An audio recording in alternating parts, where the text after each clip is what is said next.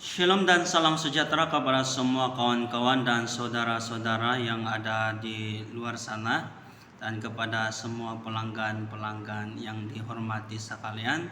Salam bertemu kembali di dalam channel ini, Raiman Jayan. Dimanapun kita berada, apapun keadaan kita pada masa kini, apapun yang sedang kita kerjakan, semoga Tuhan Yesus memberkati kita semua. Amin. Nah, sekali lagi kawan-kawan dan saudara-saudara, saya tampil dan datang di channel ini untuk menyampaikan sebuah renungan. Dan renungan ini terkait tentang seorang ustadz yang ya lumayan cerdasnya ya kawan-kawan dan saudara-saudara. Nah, dengan pandangannya terhadap orang-orang Kristen ini kawan-kawan. Nah, saya tidak mengenal ustadz ini ya. Saya juga tidak mengetahui namanya. Nah, namun saya tertarik untuk komentar sedikit mengenai ucapan-ucapan seorang ustadz ini ya kawan-kawan dan saudara-saudara. Nah, di dalam ucapan ustadz ini, kawan-kawan dan saudara-saudara, dia mengatakan sesuatu yang ya mungkin mengejutkan lah ya kawan-kawan. Tetapi bagi orang-orang Kristen ini sudah menjadi perkara biasa ya, sudah menjadi perkara biasa. Namun demikian ia tetap perlu diluruskan, tetap perlu diperbetulkan ya, karena ucapan-ucapan dan ajaran-ajarannya dalam ceramahnya itu sudah tersebar ya, sudah tersebar ke banyak tempat ya di dunia alamaya ya, secara media sosial ya, dan ya khususnya YouTube ya, yang sedang terkenal juga pada zaman-zaman ini ya kawan-kawan dan saudara-saudara. Nah, ucapan Ustadz ini yang pertama itu kawan-kawan adalah Ustadz ini berkata bahwa orang-orang Kristen itu sesat ya. Orang-orang Kristen itu sesat ya kawan-kawan. Dan kenapa sesat? Apa dasarnya mengatakan orang Kristen itu sesat kawan-kawan dan saudara-saudara? Dasarnya mengatakan orang Kristen itu sesat adalah karena setiap perbuatan Yesus ya di dalam yang tercatat di Alkitab, yang melakukan mukjizat-mukjizat ya, menyembuhkan orang sakit dan mengembalikan penglihatan orang yang buta, membuat orang lumpuh berjalan. Bahkan klimaksnya ya, puncak dari mukjizat Yesus itu katanya adalah membangkitkan orang mati. Dan tidak ada satupun katanya di dalam Alkitab ataupun Injil itu ya kawan-kawan yang mengatakan bahwa setiap mukjizat yang Yesus lakukan itu dilakukan atas kehendak Allah ya, atas kehendak Allah ya, Yahweh ya. Nah, dengan itu dia mengatakan bahwa orang-orang Kristen itu telah menjadikan Yesus sebagai Tuhan. Nah, orang-orang Kristen mengangkat Yesus sebagai Tuhan. Nah, mereka menganggap Yesus ya Tuhan, karena melakukan mukjizat tanpa kehendak Allah, tanpa kehendak Yahweh pun Yesus melakukan mukjizat, dapat melakukan mukjizat. Siapa kata kawan-kawan? Yesus itu firman Allah. Dia itu kalimat Allah. Dan setiap yang dia ucapkan, setiap yang dilakukan itu sesuai dengan kehendak Allah. Sebab Yesus dan Allah adalah satu. Bapa di surga dan firman-Nya adalah satu. Ya, melakukan kebenaran untuk tujuan keselamatan bagi banyak orang, ya kawan-kawan dan saudara-saudara.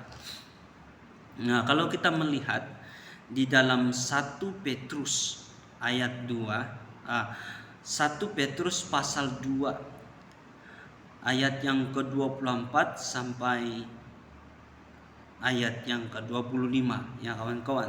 Ya, berbunyi demikian. Ia sendiri telah memikul dosa kita di dalam tubuhnya. Siapa? Yesus Kristus. Di kayu salib, supaya kita yang telah mati terhadap dosa hidup untuk kebenaran. Oleh bilur-bilurnya kamu telah sembuh. Sebab dahulu kamu sesat seperti domba, tetapi sekarang kamu telah kembali kepada Gembala dan pemelihara jiwamu. Nah, kawan-kawan dan saudara-saudara, pengorbanan Yesus menghapus segala dosa, ya, dan membimbing setiap orang di dalam kebenaran.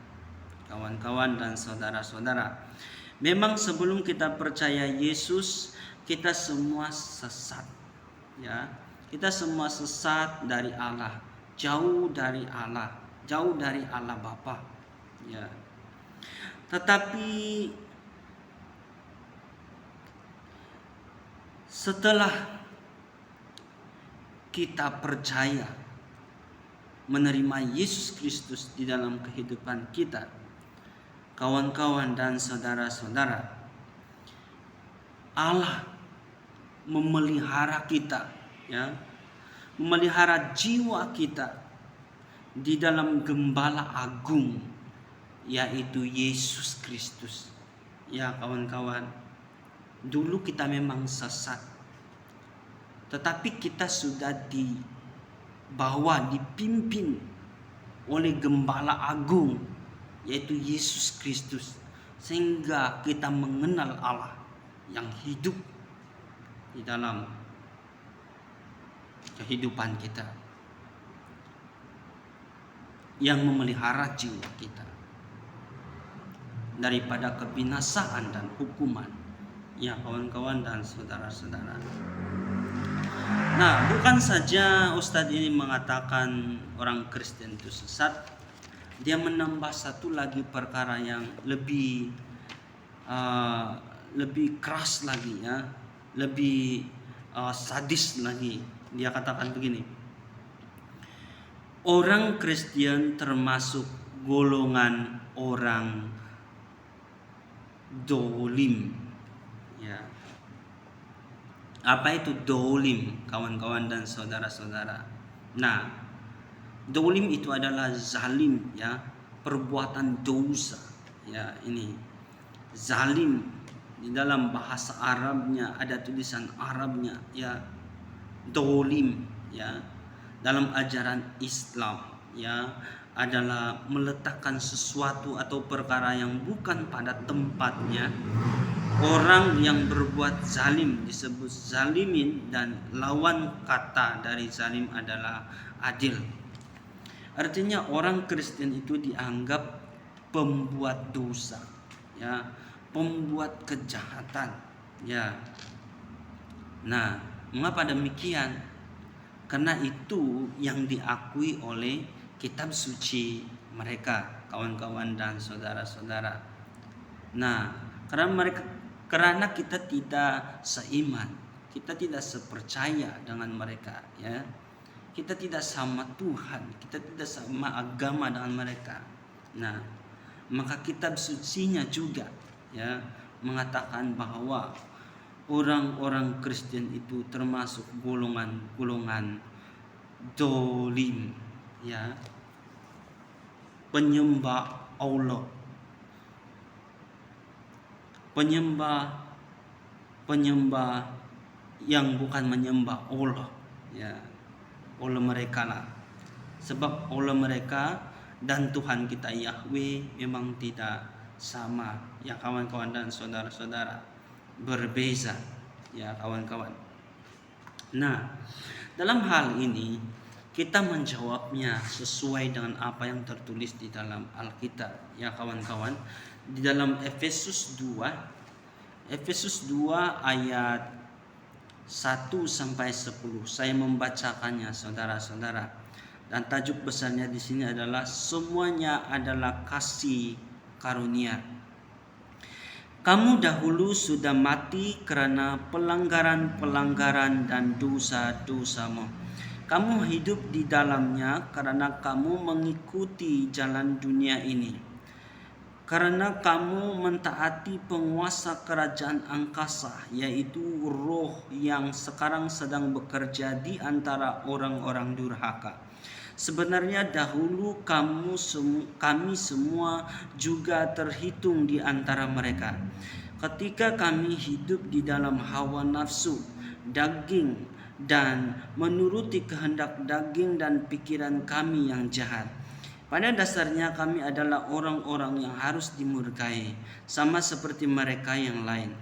Tetapi Allah yang kaya dengan rahmat, oleh karena kasih-Nya yang besar yang dilimpahkannya kepada kita, telah menghidupkan kita bersama-sama dengan Kristus, sekalipun kita telah mati oleh kesalahan-kesalahan kita. Oleh kasih karunia kamu diselamatkan, dan di dalam Kristus Yesus Ia telah membangkitkan kita juga dan memberikan tempat bersama-sama dengan Dia di surga, supaya pada masa yang akan datang Ia menunjukkan kepada kita kekayaan kasih karunia-Nya yang melimpah-limpah sesuai dengan kebaikan-Nya terhadap kita dalam Kristus Yesus. Sebab karena kasih karunia kamu diselamatkan oleh iman. Itu bukan hasil usahamu, tetapi pemberian Allah. Itu bukan hasil pekerjaanmu. Jangan ada orang yang memegahkan diri. Karena kita ini buatan Allah, diciptakan dalam Kristus Yesus untuk melakukan pekerjaan baik yang dipersiapkan Allah sebelumnya. Ia mau supaya kita hidup di dalamnya. Amin. Ya kawan-kawan. Di dalam pasal ini kita melihat kawan-kawan bahwa di dalam Yesus, ya, Allah Bapa menjanjikan penebusan, ya. Allah Bapa menjanjikan pengampunan. Allah Bapa menjanjikan keselamatan. Allah Bapa menjanjikan berkat-berkat dan kehidupan selama-lamanya tinggal di surga, ya kawan-kawan dan saudara-saudara. Barang siapa yang menerima dan percaya kepada Yesus Kristus tidak lagi dimurkai Allah, ya, terlepas dari golongan orang-orang zalim, ya, dolim, ya. Dikasihi Allah, lepas dari hukuman yang kekal, kawan-kawan dan saudara-saudara. Memang dulu kita berdosa, memang dulu kita terhitung dari orang-orang yang dimurkai Tuhan, yang dihukum, patut dihukum, ya. Tetapi karena rahmat-Nya di dalam Yesus Kristus, Yesus menanggung dosa-dosa kita di kayu salib. Dan setiap orang yang percaya pada perbuatan Yesus yang menanggung dosanya itu di kayu salib, akan dilepaskan oleh Tuhan, diampuni, diberikan janji-janji berkat, dikasihi, bahkan diangkat menjadi anak Tuhan, ya kawan-kawan dan saudara-saudara. Nah, di sini jelas ya kawan-kawan, perbedaan Alkitab Kristen dan kitab suci Ustadz ini yang tadi ini kawan-kawan dan saudara-saudara. Nah, biarlah Alkitab orang Kristen itu berbicara, berkata-kata sendiri tentang kehidupan orang-orang Kristen, ya, dan bukan Alkitab atau kitab suci agama lain, ya kawan-kawan. Karena kalau kitab lain yang berbicara tentang kehidupan orang Kristen memang tidak sambung ya kawan-kawan. Dia akan lari, tidak akan sesuai, ya kawan-kawan dan saudara-saudara. Nah, inilah akibatnya jika seorang ustadz cerdas ini bersuara, ya kawan-kawan, asal bicara dan berkata-kata sesuai dengan akalnya dan pengetahuannya yang sedangkal dan secetek itu, ya kawan-kawan dan saudara-saudara. Nah, kita tidak mau menyerang ustadz ini, ya. Cuma kita meluruskan semua penyampaiannya dalam ceramahnya, ya kawan-kawan. Karena itu sudah disampaikan di media sosial. Ya. Orang-orang Kristen pasti memaafkan ya ustadz ini. Tetapi biarlah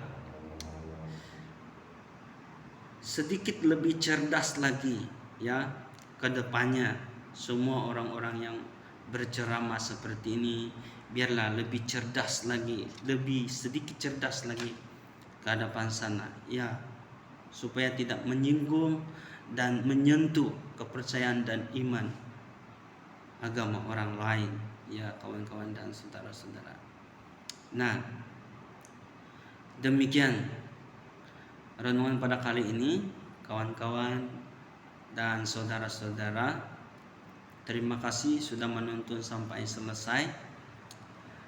Sekian, Tuhan Yesus memberkati. Jangan lupa share video ini kepada kawan-kawan di luar sana. Jumpa lagi di video yang seterusnya. Bye bye.